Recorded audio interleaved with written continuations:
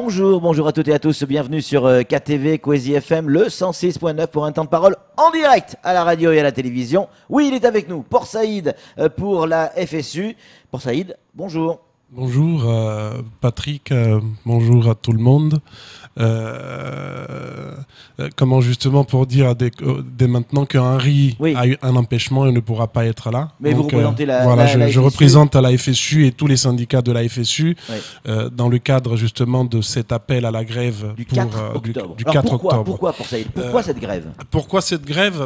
Comment déjà elle concerne toute l'éducation nationale, le personnel du premier, second degré administratif ou enseignant, notamment le SNUIPP Mayotte, le SNES, le SNUEP, tous les syndicats de la FSU. C'était grève parce qu'il y a tout simplement le ministre de l'Action et des Comptes Publics qui arrive à Mayotte. Monsieur Darmanin, on recevra vendredi matin. Voilà, Monsieur Darmanin. Donc on a voulu marquer le coup parce que... Donc c'est pas le hasard du calendrier. C'est pas le hasard du calendrier, évidemment. Donc on souhaiterait accueillir le ministre avec justement nos revendications qui sont remontées apparemment au niveau national, mais qui n'ont toujours pas de réponse, notamment dans le cadre de notre demande pour un service public de qualité, un territoire attractif, une reprise en compte de l'ancienneté générale de service. Évidemment, on abordera tout ça en détail, et la titularisation des nos contractuels, que vous savez sont de plus en plus nombreux dans le second degré. Il y en a aussi un quart dans le premier degré. Donc il y a toutes ces questions-là que nous essayons de remonter au niveau national pour avoir une réponse, pour que ici aussi, même si on est loin de la France métropolitaine, on ait les mêmes droits exactement que les collègues des autres académies. Quand vous dites un service public, je fais une passerelle un peu capillotractée, mais quand vous dites un service public de qualité, vous faites allusion au bureau des étrangers ? Au bureau des étrangers, évidemment aussi, que ça soit au bureau des étrangers, que ça soit à l'hôpital, que ça soit dans l'éducation nationale, que ça soit peu importe l'endroit, il y a des lois de la République qui doivent être respectées, notamment en ce qui concerne le service des étrangers et le service public de l'éducation nationale. Il faut s'attendre à quoi pour l'arrivée du ministre? Parce que vous le disiez à l'instant, c'est pas un hasard du calendrier. Il est là le 4 et le 5 octobre, c'est-à-dire jeudi et vendredi prochain. Vous êtes en grève jeudi et peut-être même vendredi. On va suivre ça évidemment dans les jours qui viennent. Il faut s'attendre à quoi sur cette visite officielle? Il faut s'attendre tout simplement à de la mobilisation, parce que ça dépend de la mobilisation. Actuellement, on est dans les écoles, on est dans les administrations, on fait le tour, on appelle les collègues justement à aller en grève. On communique par les biais des SMS, on communique par les biais des mails, aujourd'hui de la télé, pour dire aux collègues, venez nombreux, parce que c'est le moment, c'est l'argentier de l'État qui est là. Donc il va falloir lui dire haut et fort que nous attendons tel pour le service public de l'État à Mayotte, notamment en ce qui concerne l'éducation nationale. Et nous, ce qui nous concerne directement, comment est-ce que on pourrait continuer à avoir un service public de qualité si le plus gros de nos enseignants dans le second degré sont des contractuels qui demandent qu'à être formés et qui ne peuvent pas l'être, parce que dès lors que le nombre de contractuels aujourd'hui tend à dépasser le nombre des titulaires, qui va former ces contractuels? Dans le premier degré, pareil, les collègues qui passent le concours de professeurs des écoles, qui sont à l'IFM, quand ils vont sur le terrain pour être formés, ils n'ont pas assez de formateurs pour les former. Donc, on fait appel à des collègues qui ne sont pas formateurs, pour faire office de maître d'accueil temporaire pour former les colloques. Donc, il n'y a pas cette qualité-là que nous attendons.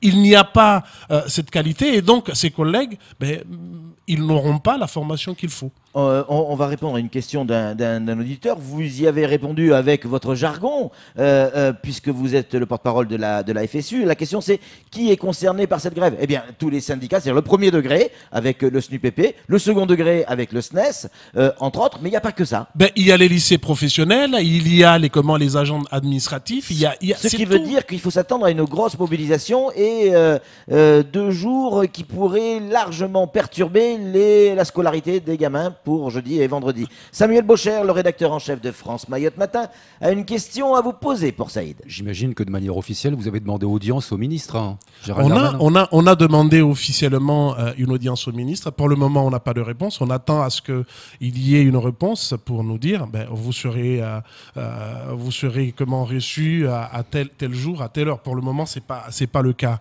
Mais en tout cas, il va falloir vraiment qu'il y ait des réponses claires, parce que si on continue dans cette lancée-là, avec, vous savez, la suppression annoncée de l'indemnité d'éloignement, l'ISG qui décline petit à petit, que le couple qui le recevait avant ne le reçoit plus.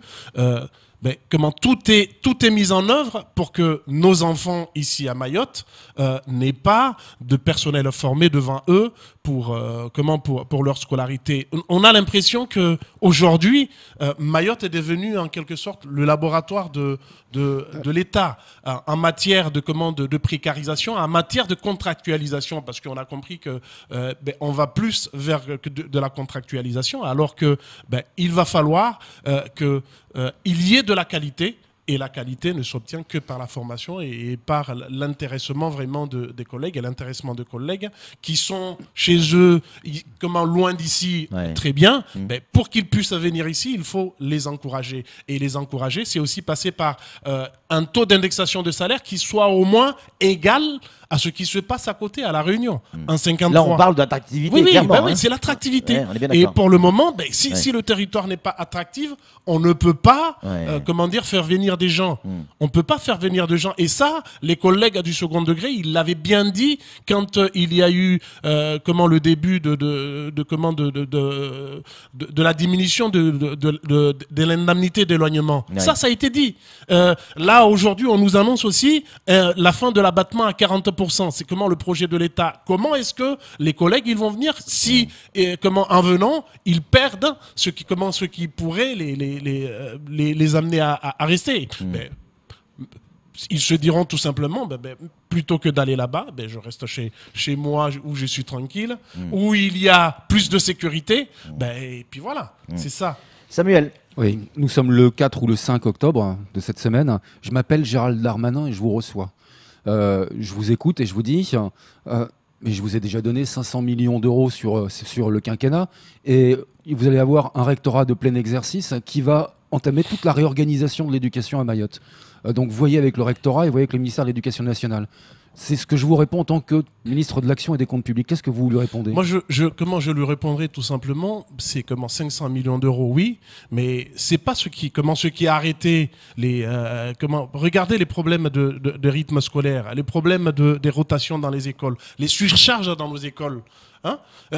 Il y a des enfants qui sont sur ces territoires, qui ne peuvent pas aller à l'école, qui ne sont pas inscrits. Il y a de l'urgence. Donc nous, on a demandé à la FSU à ce qu'il y ait un plan, comment on appelle ça, un plan Marshall, qui consisterait à construire de façon urgente pour que justement ces enfants-là, ces collégiens-là, ils puissent aller à l'école, ces lycéens-là puissent aller à l'école. Ouais. Comment on peut admettre que des enfants qui redoublent leur classe de terminale ne peuvent pas le faire? Ils sont obligés d'aller dans ce qu'on appelle l'école le lycée de la seconde chance, qui est normalement réservé aux décrocheurs. Vous imaginez? Donc, on bricole. C'est vrai, il y a des choses qui sont mises en place. Oui, il y a de l'argent qui est là, mais c'est pas suffisant. Moi, il y a un truc que je comprends pas pour ça.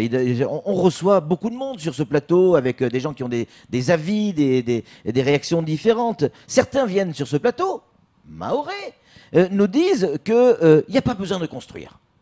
Il suffit juste de gérer nos écoles correctement pour laisser la place aux mahorais. Ok. On est d'accord, pas d'accord? On est en France. C'est un débat. C'est un débat. On est en France. Vous vous dites, il faut construire. Mais vous êtes aussi mahorais. On est paumés. en France. Oui. On est en France. Il y a des lois. Oui. Tout enfant qui a un âge d'être scolarisé, qui est sur le territoire de la République, Oui. il doit être scolarisé. C'est ça, c'est ça la loi. Donc aujourd'hui, si ces enfants-là, on s'en occupe pas, c'est eux qui s'occuperont de nous demain. Ça, c'est Donc clair. notre devoir à nous, en tant qu'éducateurs, en tant que fonctionnaires de la République française, c'est c'est de demander à ce que tous ces enfants-là, ils puissent aller à l'école. Que ça soit les maires, que ça soit l'État qui régularise les choses pour que ces enfants puissent avoir l'éducation dont ils ont droit, ben, il faut le faire. Et c'est comme ça. Samuel? Une école qui ouvre est une prison qui ferme, comme disait. Absolument. En attendant, fallait-il véritablement faire grève pour solliciter et attirer l'attention du ministre de l'Action publique, de l'Action des comptes publics, alors que votre ministère de tutelle, c'est vraiment le ministère de l'Éducation nationale? Il n'y a pas eu de grève quand Jean-Michel Blanquer est venu. C'est vrai? Mais quand Jean-Michel Blanquer est venu, c'était le début de l'année, on était pris au dépourvu. Donc on ne pouvait pas vraiment agir tout de suite. Donc on a estimé que maintenant, c'est le moment. On a eu assez de temps pour se préparer. Donc, on peut être dans la rue et on ira dans la rue le 4. Est-ce que vous croyez, sincèrement, que les revendications qui sont remontées clairement à Paris par la préfecture, ces revendications qui sont entendues par le ministre, est-ce que vous espérez vraiment que ces points-là, les 4 ou 5 points incontournables, iront dans votre sens lors de cette visite de 4 jours? J'ai pas. Les 4 points, les 4 ou Oui. 5 revendications que vous avez exprimées. Est-ce que vous pensez obtenir satisfaction sur ces 4 ou 5 points pendant ces 4 jours? Mais comment vous savez comment pendant 4 jours, on ne se bat pas que pendant 4 jours. Ces revendications ne datent pas de d'hier. C'est vrai. Et comment le travail, on le fait. Ouais. Et petit à petit, ça finit par prendre. Souvenez-vous de l'indexation des salaires quand on Mais était ça a mis dans. combien de temps quand pour ça y est, Ah oui, des années. Ça a mis du temps. Ça a mis du temps. Justement, ça a mis du temps. C'était ça ma question. Ça a mis du temps, Ouais. certes. Mais pareil, pour l'intégration dans le corps de professeurs des écoles, Ça a le mis corps de droit énormément de temps commun, aussi. ça a mis du temps. Mais c'est Nous, ça. on a demandé l'intégration. Ouais. Il y a eu l'intégration, mais il y a des choses qui n'y sont Bien pas sûr. encore. Regardez par exemple la reprise en compte de l'ancienneté générale de service des anciens fonctionnaires de la collectivité départementale, dont les instituteurs en faisaient partie Oui, auparavant. C'est toujours pas pris en compte. Il y a des collègues qui ont quasiment 30 ans d'ancienneté de service. J'entends bien, Port Saïd, mais ça veut dire quoi? Dans les services régaliens de l'État et qui se retrouvent aujourd'hui avec 7 ou 8 ans de commande d'ancienneté de service et qui vont partir à la retraite. J'ai bien avec rien. compris, Port Saïd. Donc- Mais ça veut dire quoi? Ça veut dire que si vous n'obtenez pas satisfaction le 4 et le D'autres 5, rendez-vous viendront. c'est ça que ça veut dire? Absolument. Parce qu'on est inquiet, on se rappelle des grèves sur l'indexation, D'autres etc., rendez-vous qui ont reviendront. duré des semaines, voire des mois, voire des années, Samuel. 81 2007. Ça a été perturbant. Et ma question, alors je vais la reformuler, peut-être plus crue. Ça veut dire que si vous n'obtenez pas satisfaction le 4 et le 5, il faut s'attendre à des manifestations similaires au combat de l'indexation, c'est-à-dire qui vont durer dans le temps? C'est une possibilité. C'est une possibilité, comment on l'exclut pas. Et ça dépendra de la réponse que donnera l'État par rapport à ces revendications, tout simplement. Ça fait peur, ce que vous dites. Non, ça fait pas du tout peur. Ça fait pas du tout peur. Ça fait pas du tout peur. Ça fait pas du tout peur. Mais comment on ira dans la rue s'il le faut. On ira autour d'une table discuter s'il le faut. Et on aura les réponses. En fonction des réponses. Voilà. En fonction des réponses, on continuera. Dans quel état sont vos troupes, les instituteurs, les enseignants du premier degré, du second degré, dans quel état d'esprit ils sont aujourd'hui? Ils sont en colère, ils ont envie de discuter, ils sont dans quel état d'esprit? Et il y a du tout. Il y en a qui sont en colère, il y en a qui ont envie de discuter comme tout le monde. Ouais. Donc on va voir en fonction de ce qui sortira. De la mobilisation, on verra ce qu'on fera après et des réponses qui seront données. Samuel, pour conclure. Pour faire taire les mauvaises langues, Port Saïd, il y a à la fin de l'année, dans les 3 versants des fonctions publiques, hospitalières, territoriales et État, des élections professionnelles syndicales qui vont avoir lieu. Le 6 décembre sera un petit peu avant pour l'éducation nationale.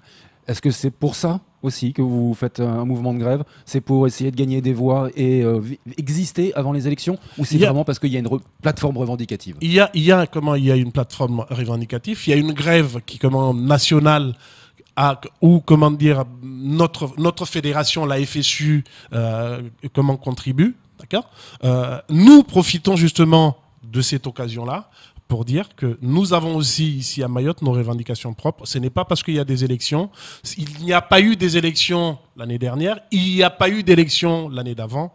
On a toujours démontré, la FSU, avec ses syndicats, ont toujours démontré qu'ils étaient là quand il le fallait, qu'il y ait ou pas d'élections. Mais en tout cas, il y a des élections, on ira et on fera la campagne, évidemment, pour les gagner. Personne ne va dans des élections pour les perdre. Juste un truc pour conclure. Oui, à un combat légitime. Oui, à ces revendications. Elles sont, semble-t-il, comme ça, à brûle-pourpoint, elles sont légitimes. Non, à un blocage complet de l'île, on l'a vécu à plusieurs reprises, ça a pénalisé beaucoup d'entreprises, beaucoup de personnes, il y a encore des séquelles. Comment ? Et d'enfants. Et d'enfants, voilà, il faut arriver à trouver le juste milieu, mais c'est souvent compliqué. Ça c'est sûr, c'est compliqué et c'est ce qu'on appelle dans le jargon. Aïe, aïe, aïe, vous allez me dire ça ? Non, mais comment ça c'est sûr et certain, quand il y a combat, il y a des blessures. Et parmi ces blessures, à Patrick, je le répéterai pas ce que tu viens de dire, ouais. il y a des dégâts qui arrivent, que ce soit aux entrepreneurs, aux enfants, que ce soit moi, surtout ayant vécu ici à Mayotte ou d'autres. Il y a eu des dommages collatéraux, que ce soit pour moi personnellement, pour tout le monde, pour mes enfants, pour les enfants des autres. Et malheureusement, pour avoir des droits, il faut se battre. Merci beaucoup, Port Saïd, on a bien compris. Jour de grève, peut-être au pluriel, 4 et peut-être 5. 4 et 5, c'est sûr, ou que 4 pour l'instant ? Pour l'instant, c'est 4 et on verra. En fonction de la manière dont ça se passe. Voilà. 4 au Vous voyez, minimum. on est de bonne volonté. Ouais, on va voir ça. 4 octobre, peut-être le 5, et plus si affinité, si on a bien compris, avec un tout petit peu d'humour, si on peut en avoir, dans ce genre de circonstances. Merci Port Saïd d'avoir accepté notre invitation. C'est tout pour ce temps de parole. Tout de suite, la suite de nos programmes.